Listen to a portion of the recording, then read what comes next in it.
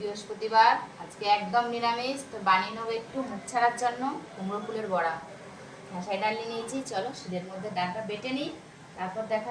লঙ্কা, ডাল আর একটু ধনে পাতা, এগুলো আগে বেটে নেব।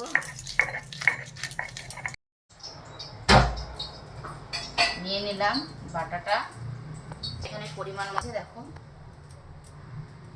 রসুনটা নিয়ে নিব, আর চালের গুঁড়ি,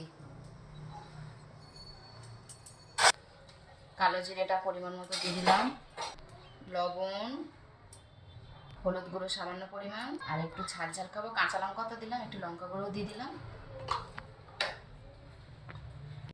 এটা একটু দেখো মাখতে মাখতে শুকনো আছে, একটু সামান্য পরিমাণ জল দিয়ে নরম করে নেব। এইভাবে সুমোগুলো দেখো কেটে দিলাম,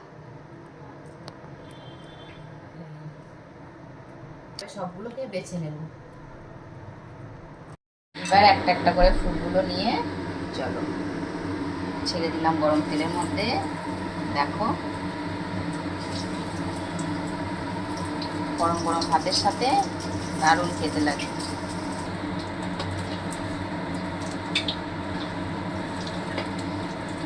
ভেজে নিলে দারুণ লাগে না গরম ভাতের সাথে। দেখছো একদম গরম গরম কুমড়ো ফুলের বড়া রেডি, আর এখানে এগুলো হলে হয়ে যাবে।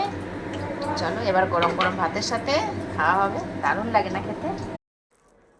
দেখো বড়াটা, ওয়াও কত সুন্দর মুচমুচে না, দেখো।